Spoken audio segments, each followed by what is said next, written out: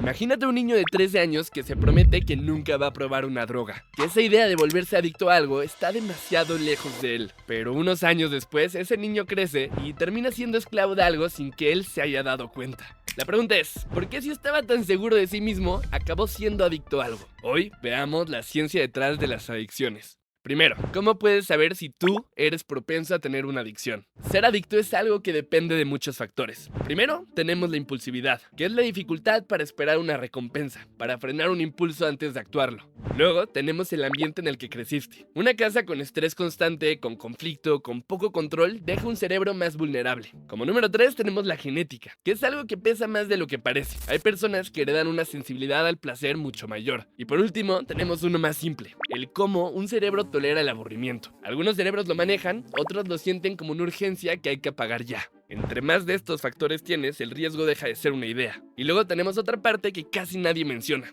lo que la adicción te hace mientras está pasando. Una adicción te cambia la personalidad. Empiezas a mentir, y no porque seas mentiroso, sino porque la sustancia necesita que tú mientas para que ella siga existiendo en tu vida. Le mientes a tu pareja de dónde estuviste, le mientes a tu familia sobre cuánto gastaste, le mientes a ti mismo sobre que esta vez ibas a parar. Y en algún punto, dejas de ser la persona que eras antes. Eso es lo que de verdad da miedo. No es solo el cuerpo enganchado en una cosa, es perderte a ti mismo mientras todavía estás vivo para verlo. Con esto en mente, empecemos con algo fuerte: los opioides. Primero, ¿cuánto te tardas en volverte adicto? Para esta sustancia solo necesitas 5 días. Eso es lo que tarda el cerebro en empezar a generar dependencia física con uso continuo de opioides. No meses. 5 días tomando lo que un médico te recetó o lo que te recetaste tú mismo en la calle. Aquí, ¿qué tipo de personas caen más fácil? Normalmente es la gente que carga ansiedad o depresión sin diagnosticar, porque el opioide no solo apaga el dolor del cuerpo, sino que también apaga el dolor emocional. También quienes tienen dolor crónico y por lo tanto un acceso constante a una farmacia, y finalmente los que tienen un familiar cercano que ya pasó por esto, porque la sensibilidad a estos receptores se hereda como el color de los ojos. ¿Qué te hace esta adicción a corto y largo plazo? A corto plazo todo desaparece, todo es felicidad, se va el dolor físico, el estrés, esa tensión que cargabas en el pecho sin notarla.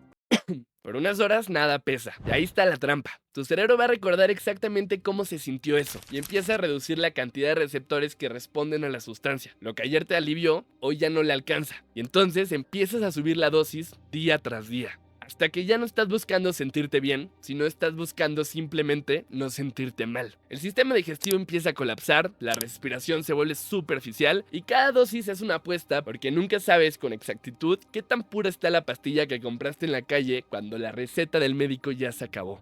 ¿Cuánto te tardas en dejarlo y cómo se siente? El cuerpo tarda entre 5 y 10 días en pasar lo peor de la abstinencia física. Sudor frío, dolor muscular como si te hubiera atropellado un camión, náuseas, insomnio que no se va ni con cansancio extremo. La mente tarda mucho más, meses, a veces años. Es como vivir con una señal automática que te dice: esto te haría sentir mejor en este segundo. Y la persona que un día se prometió que nunca caería en esto, ahora pasa sus días resistiendo un impulso que empezó con una receta firmada por alguien que solo quería ayudarla con el dolor. Pero hay otra adicción igual de poderosa que no necesita ninguna sustancia para destruirte: las apuestas. Aquí no hay pastilla, no hay polvo, no hay aguja. Hoy en día solo necesitas un teléfono y una aplicación que tarda 3 segundos en descargarse. Empieza con poco, 20 pesos en un partido de fútbol, ganas y la sensación es exactamente igual de fuerte que cualquier droga. Una descarga de placer que tu cerebro registra como si hubieras encontrado comida en plena hambruna. ¿Cuánto tardas en volverte adicto? Acá no son 5 días, es más resbaloso, porque no hay una sustancia que entre en tu cuerpo y deje rastro.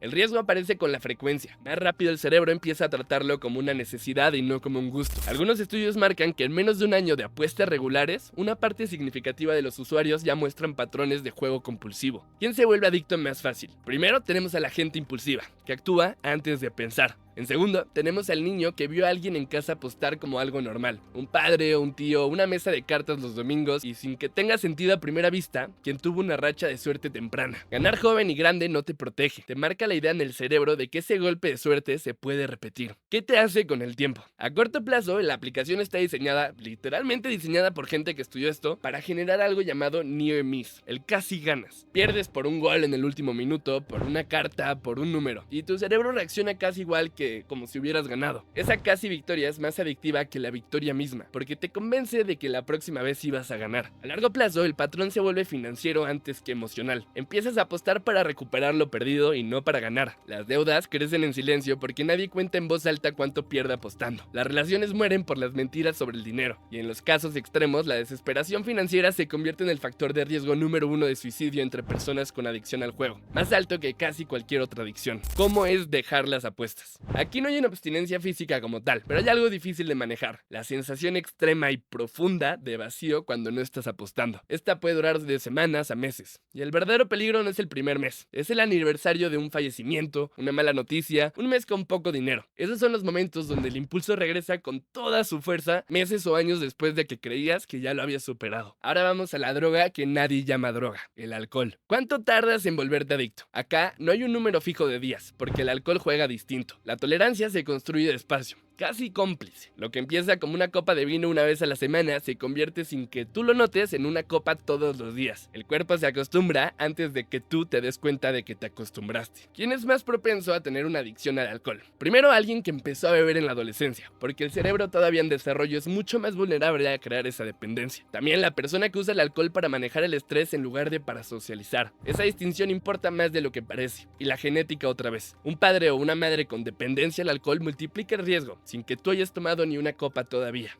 Esta adicción a corto plazo te relaja, te desinhibe, apaga la ansiedad social. Por eso funciona también como excusa. Es solo para soltarme un poco. A largo plazo el daño es silencioso y extendido. Primero, físicamente el hígado empieza a cicatrizar. Eso es la cirrosis, y es irreversible una vez que avanza lo suficiente. Luego el cerebro pierde volumen en zonas relacionadas con la memoria. El corazón se empieza a debilitar y la dependencia física se vuelve real. El cuerpo necesita alcohol para funcionar con normalidad, no para divertirse. Ahora, ¿cuánto tardas en dejarlo y cómo se siente? Esta es la parte que sorprende casi a todos. El alcohol es una de las pocas adicciones donde la abstinencia puede matarte. En casos de dependencia severa, dejarlo de golpe puede provocar convulsiones y, en los casos más graves, delirium tremens, un estado de confusión severa con alucinaciones que requiere atención médica inmediata. Los primeros 3 a 7 días son los más peligrosos físicamente. Después de eso, la dependencia psicológica puede tardar meses en aflojar, sobre todo porque el alcohol está en todas partes, en cada celebración, en cada mesa, prácticamente en cada lugar. Ahora, las adicciones más raras. Está claro que no todo lo que engancha el cerebro es una droga. Algunas de las adicciones más extrañas no tienen nada que ver con sustancias, y por eso casi nadie las ve venir. Existe la adicción a tirarse de los pelos. Se llama tricotilomanía, el impulso de arrancarte el pelo, las pestañas o las cejas, una y otra vez hasta dejar zonas visibles sin pelo. Lo hacen porque genera el mismo ciclo de tensión-alivio que cualquier otra adicción. Existe también la adicción a comer hielo. Se llama pagofagia, y suena inofensivo hasta que te enteras de que en muchos casos está ligada a deficiencia de hierro. El cuerpo, sin que la persona entienda, busca compulsivamente algo que ni siquiera resuelve el problema real. Existe la adicción a robar, sin necesidad ni planeación. Se llama cleptomanía. No es robar por dinero, es robar por la descarga que se siente justo antes de hacerlo, y el alivio justo después. Las personas muchas veces ni quieren lo que robó. Y finalmente existe documentada clínicamente la adicción a la cirugía estética. Personas que pasan por decenas de procedimientos persiguiendo una versión de sí mismas que nunca llega, porque lo que dolía nunca estuvo en el espejo. Este patrón se repite siempre, sin importar si lo que engancha es una sustancia, un comportamiento o un impulso que ni tu propio cerebro sabe explicar bien. Y aquí está lo más incómodo de todo esto. Nadie decide volverse adicto. La línea entre usar algo y depender de algo es invisible mientras la cruzas. Solo se ve clara cuando ya lo dejaste atrás. Por eso hay señales que vale la pena conocer antes de necesitarlas. Si necesitas más cantidad de lo mismo para sentir el mismo efecto. Si has mentido, aunque sea una vez, sobre cuándo haces algo. Si lo usas para evitar sentir algo en lugar de disfrutarlo. Si ya intentaste parar y no pudiste aunque quisieras. Y si ya estás del otro lado de esa línea, esto es lo que de verdad funciona. Primero, la terapia cognitivo-conductual, que ataca directamente los patrones de pensamiento que alimentan la adicción. También los grupos de apoyo, porque el aislamiento es casi siempre parte del problema. Si tú sientes que algo te está empezando a controlar, dilo en voz alta. La adicción sobrevive bastante bien en el silencio y se debilita en el momento exacto en que alguien más se entera. Ese niño de 13 años que se prometió a sí mismo que nunca caería en nada de esto no era ingenuo, solo no sabía que la adicción no pide permiso, no anuncia su llegada y no respeta lo seguro que estabas de ti mismo. Pero tampoco es invencible. Lo que el cerebro aprende también lo puede desaprender. Solo necesita tiempo, ayuda y alguien dispuesto a admitir que ya no puede solo. Bye bye.